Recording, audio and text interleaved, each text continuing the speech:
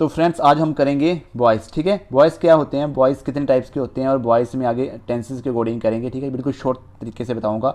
Voice जो है two types के हैं, active voice and passive voice. ठीक है, एक्टिव वॉइस क्या होते हैं पहले आपको समझा दूं। एक्टिव वॉइस होते हैं हमारे जिसमें जो है सब्जेक्ट जो है डूअर होता है, मतलब सब्जेक्ट ने कुछ किया है। जब सब्जेक्ट ने कुछ किया तो उसको हम बोलते हैं एक्टिव वॉइस। ठीक है, जब पैसिव वॉइस क्या होते हैं, इसमें जो है सब्जेक्ट के साथ कुछ होता है। ठीक है, सब्जेक्ट को कुछ होता है तो उसको हम बोलते हैं पैसिव वॉइस। ठीक है, जैसे रमेश लव्स सीता, तो रमेश जो है रमेश जो है सीता को प्यार करता है।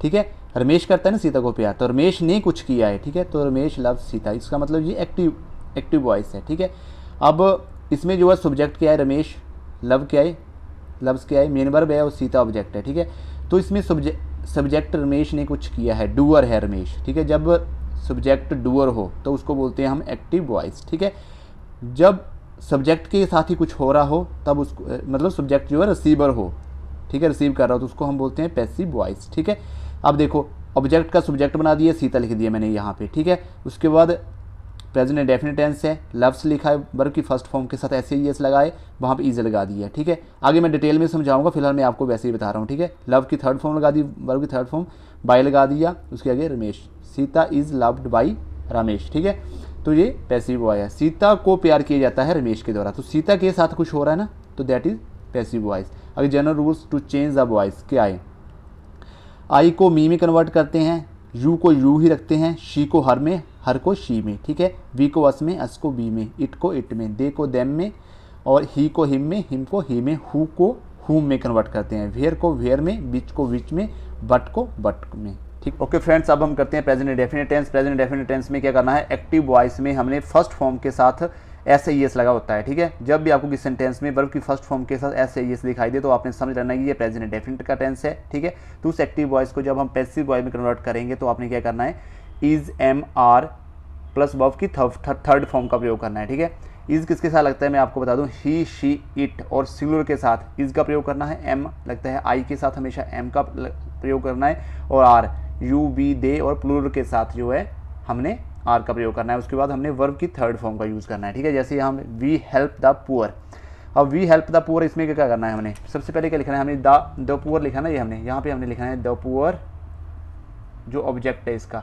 ये ऑब्जेक्ट है। ठीक है, ये इसका वर्ब है और ये इसका सब्जेक्ट है। ठीक है, आपने ये करना है जो ऑब्जेक्ट है इसको सब्जेक्ट बना लेना, पहले द पुअर है ना, द पुअर मैंने पहले लिख दिया। ठीक है, अब ये पुअर जो क्या है, देखो ये एक थर्ड पर्सन है और सिंगुलर है। मैंने आपको बताया कि ही शी इट और सिंगुलर के साथ क्या लगता है, इज लगता है, मैंने आपको पहले बता दिया। तो द पुअर इज लगा देना आपने हेल्पिंग वर्ब। ठीक है, उसके बाद आपने वर्ब की थर्ड फॉर्म का यूज़ करना है, हेल्प लिखा है तो वर्ब की थर्ड फॉर्म है हेल्प, हेल्प्ड, हेल्प्ड, HELPED। ठीक है, हेल्प्ड। उसके बाद अपने प्रेपोजिशन हमेशा बाई का यूज़ करना है, उसके बाद वी को हमने अस में कन्वर्ट चेंज करना है। ठीक है, अस लिख दिया हमने। ठीक है, उसके बाद सेकंड भी हमने, जैसे ये था सिंपल सेंटेंस, नेगेटिव सेंटेंस में हमने ऐसे ही करना है, आई डोंट टीच हर, तो आपको पता हर को हमने शी में चेंज करते हैं आपने, पहले मैंने आपको बताया शी को हर में, हर को शी में, शी लिख दिया पहले हमने, ऑब्जेक्ट का सब्जेक्ट बना दिया। उसके बाद हमने हेल्पिंग वर्ब यूज़ करना है इसके अकॉर्डिंग, डू नॉट के अकॉर्डिंग। ठीक है, अब ये डू नॉट, अब यहाँ पे शी लिखा है, शी क्या है, ही शी इट और थर्ड पर्सन के साथ इज एम आर, हमको पता है ये टीच जो है फर्स्ट फॉर्म है। ठीक है, फर्स्ट फॉर्म है तो इज एम आर आएगा। ठीक है, तो शी के साथ क्या रहेगा, इज लगेगा, एम लगेगा आर, तो इज लिख दिए, शी इज नॉट लिख दिए यहाँ पे। ठीक है, टीच की थर्ड फॉर्म लिख दी टॉट, TAUGST टॉट, उसके बाद बाई का प्रयोग कर दिया, उसका आई को मी में बदल दिया। ठीक है, मैंने आपको बताया। ठीक है, फिर ऑब्जेक्ट का सब्जेक्ट का ऑब्जेक्ट बना दिया। ठीक है, डू यू स्कॉल्ड मी। ठीक है, डू यू स्कॉल्ड मी मतलब अब देखो, अब मी है ना यहाँ पे लिखा हुआ, मी को आई में कर दो चेंज, आई लिख दिया, इससे पहले डू है, हमें पता है ये इंटरोगेटिव सेंटेंस है तो यहाँ पे हम पहले एम लिख देंगे, एम आई लिख दिया, आई एम नहीं आएगा क्योंकि ये इंटरोगेशन है। ठीक है, तो डू की जगह हमने एम लगा दिया और मी को आई में चेंज कर दिया। ठीक है, उसके बाद वर्ब की थर्ड फॉर्म का यूज़ करना है, स्कोल्डेड, स्कोल्डेड, फिर बाई का यूज़ करना है, फिर यू को यू में चेंज कर दिया। ठीक है, यहाँ साइन ऑफ इंटरोगेशन ऐसे आ जाएगा। उसके बाद when do you see films, when को व्हेन में रखना है। ठीक है, उसके बाद फिल्म्स, उसके बाद हमने हेल्पिंग वर्ब का यूज़ करना है। ठीक है, व्हेन फिल्म्स है ना, फिल्म्स ज़्यादा है तो हमने इज एम आर का यूज़ करना है, आर फिल्म्स लिख दिया, FILMS फिल्म्स। उसके बाद सी सा सी सीन, सी सा सीन होता है। ठीक है, सीन लगा दिया, बाई का यूज़ कर दिया और यू लिख दिया। ठीक है, उसके बाद आगे आ गया बट डू यू ईट, ठीक है, बट को बट लिख दिया, ठीक है। अब इसमें क्या, इसमें क्या आएगा, बट डू यू ईट, ठीक है, बट ईज आ गया, ठीक है, eaten, EATEN, eaten by you, ऐसे करना है, ठीक है। ओके, अब हम करेंगे प्रेजेंट कंटिन्यू टेंस, ठीक है। प्रेजेंट कंटिन्यूस टेंस में क्या पहचान होती है, इसमें आपको बता दूं, is am are plus verb की फर्स्ट फॉर्म के साथ ING लगा होगा, ठीक है, एक्टिव वॉइस में, ठीक है। आपको ऐसा दिखाई देगा स्ट्रक्चर, तो आपने उस स्ट्रक्चर को पैसिव वॉइस में कैसे चेंज करना, इज एम आर लगाना है प्लस बीइंग लगाना है और वर्ब की थर्ड फॉर्म का यूज़ करना है, ठीक है। और आपको पता इज़ किसके साथ लगता है, ही शी इट सिंगुलर के साथ इज़, ठीक है। आगे बी यू दे के साथ आर और प्लूरल के साथ आर, बहुवचन के साथ आर, ठीक है। इज़ आर, एम कर देता हूँ यहाँ पे, सॉरी, हाँ ठीक है, एम, आई के साथ एम लगता है, ठीक है जी। तो यहाँ पे देखिए अब, ही इज़ प्लेइंग क्रिकेट, ठीक है। तो ये ऑब्जेक्ट है, ये सब्जेक्ट है, ये हेल्पिंग वर्ब है, ये मेन वर्ब है, ठीक है जी। अब आपने इसको ऑब्जेक्ट को सब्जेक्ट बनाना है। सबसे पहले यहाँ पर लिखना क्रिकेट, ठीक है, ऑब्जेक्ट को सब्जेक्ट बना दिया, क्रिकेट लिख दिया। अब क्रिकेट क्या है, सिंगुलर है ना, तो यहाँ पे इज आएगा, क्रिकेट इज, ठीक है।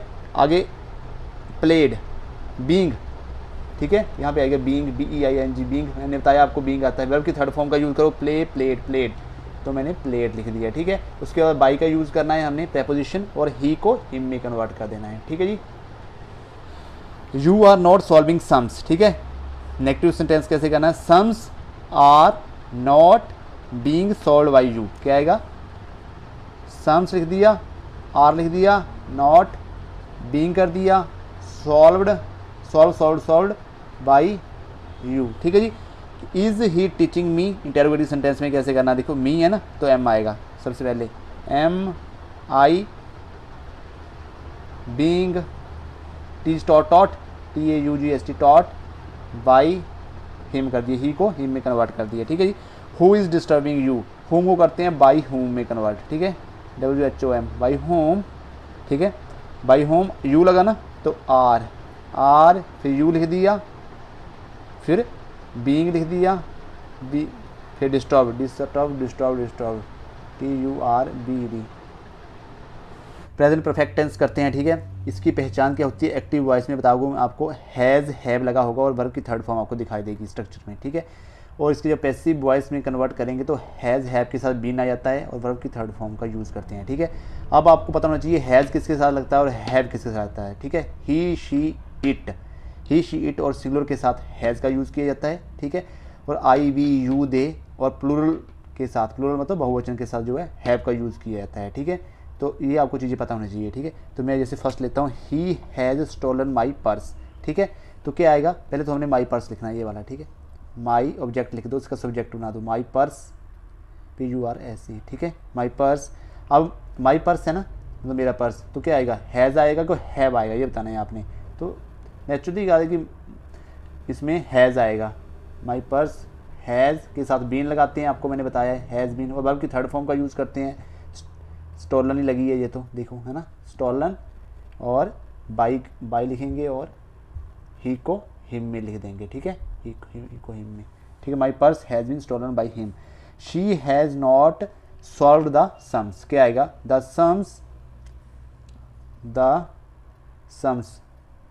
सम्स ज़्यादा है, ठीक है। अब हैव आएगा कि हैज़ आएगा, हैव आएगा, प्लूरल है ज़्यादा, तो हैव आएगा, हैव बिन लिख दो, हैव बिन, हैव, अब देखो नोट लगा ना, तो यहाँ पे नोट, हैव नॉट आएगा ऐसे, have not been solved, SOLVD, solved by her, ठीक है जी। शी को हर में बदल दिया, ठीक है, बाई लगा दिया प्रेपोजिशन। आगे हैज़ ही टॉट मी, ये इंटेरोगेटिव सेंटेंस है, ठीक है। अब मी है ना, मी को आपको पता आई में कन्वर्ट करते हैं, आई के साथ क्या लगता है, हैव लगता है, तो यहाँ पे हैज़ है तो हैव लिखेंगे पहले, have I been taught, TAUGST taught by लगा दिया, ही को हिम में बदल दिया, ठीक है। उसके बाद व्हेन हैज़ शी हेल्प्ड अस, ठीक है, तो व्हेन को पहले व्हेन ही लिख दो, ठीक है, क्योंकि ये सब्जेक्ट का काम कर रहा है, ठीक है। उसके बाद व्हेन, अगर अस से लिखा ना, बी मतलब अस को बी में कन्वर्ट करते हैं, तो बी हैव होता, तो व्हेन हैव बी लिख दिया, अस को बी में भर दिया, बी लिख दिया यहाँ पे, ठीक है। थर्ड फॉर्म का यूज़ कर दिया, हेल्प्ड बाई शी को हर में कर दिए कन्वर्ट, ठीक है, साइन ऑफ इंटरोगेशन, ठीक है सर। तो ये तो आज मैंने आपको प्रेजेंट समझाया है, ठीक है। अगर पास्ट और फ्यूचर भी देखना चाहते हो तो मेरे को कमेंट सेक्शन में, अगर आपको समझ आ रहा है तो कमेंट सेक्शन में कमेंट जरूर करना फ्रेंड्स, तभी मैं आगे करवाऊंगा इस सीरीज़। पार्ट 1 जनरल अवेयरनेस लेते हैं फ्रेंड्स, ठीक है। महात्मा बुद्ध ने अपना पहला उपदेश किस स्थान पर दिया था? ऑप्शन है सारनाथ, कपिलवस्तु, गया, लुम्बिनी। बताइए इसका सही आंसर क्या है? तो option A Sarnath, Sarnath is the right answer. Mahatma Buddha ने जो अपना पहला उपदेश दिया था वो दिया था सारनाथ जगह पर, ठीक है जी। नेक्स्ट लेते हैं, सिद्धार्थ महात्मा बुद्ध ने समाधि किस स्थान पर लगाई थी? ठीक है, तो किस स्थान पर लगाई थी? गया, सारनाथ, कपिलवस्तु, लुम्बिनी। बताइए सही आंसर क्या है? तो इसका राइट आंसर है ऑप्शन ए गया, गया पर लगाई थी, ठीक है जी। नेक्स्ट, अर्थशास्त्र का लेखक कौन था? कौन है अर्थशास्त्र का लेखक? Adam Smith, Megasthenes, Chanakya, Chandragupta. बताइए इसका राइट आंसर क्या है? Option C Chanakya, Chanakya is the right answer. Arthashastra का लेखक कौन है? चाणक्य, ठीक है जी। नेक्स्ट क्वेश्चन लेते हैं, फरहान किस शासन के शासनकाल में भारत आया था? ठीक है, चंद्रगुप्त प्रथम, चंद्रगुप्त द्वितीय, चंद्रगुप्त समुद्रगुप्त और स्कंदगुप्त। बताइए इसका राइट आंसर क्या था? ठीक है, तो ऑप्शन बी चंद्रगुप्त द्वितीय के शासनकाल में जो है फरहान जो यात्री जो है भारत आया था। Option B is the right answer, ठीक है जी। चीनी यात्री फरहान भारत में कब आया था? ठीक है, 414 ईस्वी, 404 ईस्वी, 405 ईस्वी, 406 ईस्वी। तो ये राइट आंसर कौन सा है इसका? ऑप्शन सी 405 ईस्वी में जो है चीनी यात्री फरहान जो है भारत में आया था। नेक्स्ट क्वेश्चन, हुमायूं किसका पुत्र था? ऑप्शन है हसन, बाबर, बहार, हेमू। बताइए इसका राइट आंसर क्या है? इसका राइट आंसर है बाबर। हुमायूं जो है बाबर का पुत्र था, ठीक है जी। नेक्स्ट, पानीपत का प्रथम युद्ध कब हुआ था? ठीक है जी, बताइए 21 अप्रैल 1526 में, 5 नवंबर 1556 में, 21 अप्रैल 1761 में या 16 अप्रैल 1527 में। बताइए इसका राइट आंसर क्या है? तो 21 अप्रैल 1526 में जो पानीपत का प्रथम युद्ध हुआ था, ठीक है जी।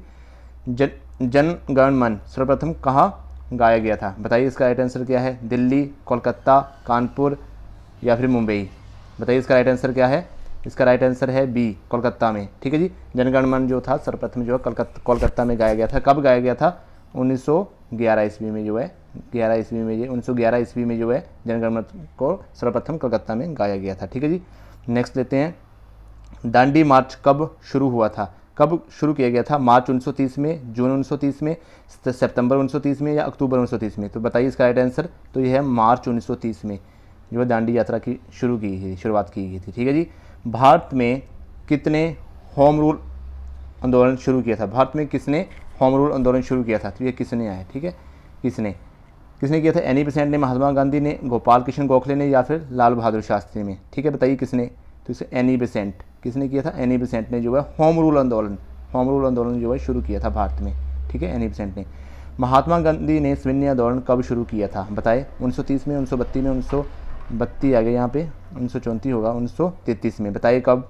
ठीक है, तो ऑप्शन ए 1930 में जो है महात्मा गांधी ने जो सविनय अवज्ञा आंदोलन की शुरुआत की थी, ठीक है। आपको मेरे को याद आ रहा है असहयोग आंदोलन भी पूछा जाता है कई बार, दिसंबर 1920 में, ठीक है, असहयोग आंदोलन की शुरुआत की गई थी। इसके साथ ही मेरे को और याद आ रहा है 13 अप्रैल 1919 को जो है 13 अप्रैल 1919 को जलियांवाला बाग हत्याकांड जो हुआ था, ठीक है, इसमें जनरल डायर ने 400 लोगों की हत्या की थी और 1200 लोग घायल हुए थे उसमें, ठीक है जी। नेक्स्ट है पार्ट 2 HPGK, ठीक है जी। हिमाचल प्रदेश का सबसे पुराना मेला है लवी मेला, जो कि रामपुर शहर में है, ठीक है, जिला शिमला में है। झांकी व हांतर किस जिला के लोकनृत्य है? तो किसके है? जिला चंबा के। घुरु घंटाल किस जिले में है? जिला बिलासपुर में, ओके जी। नेक्स्ट, लिंगटी मैदान कहाँ पर है? लाहौल में है। नालटी मैदान कहाँ है? सारहान में है। एशिया में सबसे ऊंचा जल विद्युत परियोजना कहाँ स्थित है? रोंगटोंग में है, जिला किन्नौर में। एशिया की सबसे ऊंची जल विद्युत परियोजना जो है रोंगटोंग है, जिला किन्नौर में व्यवस्थित है, ठीक है जी। हिमाचल प्रदेश का सबसे ठंडा स्थान है कोकसर, जो कि जिला लाहौल स्पीति में पड़ा, ठीक है जी। नेक्स्ट, नोहराधार किस जिले में है? तो जिला सिरमौर में है नोहराधार, ठीक है। नोहराधार किस जिले में पूछा जाए? धार ये किस जिले में है? जिला सिरमौर में। सापनी किला कहाँ पर है? जिला किन्नौर में है सापनी किला।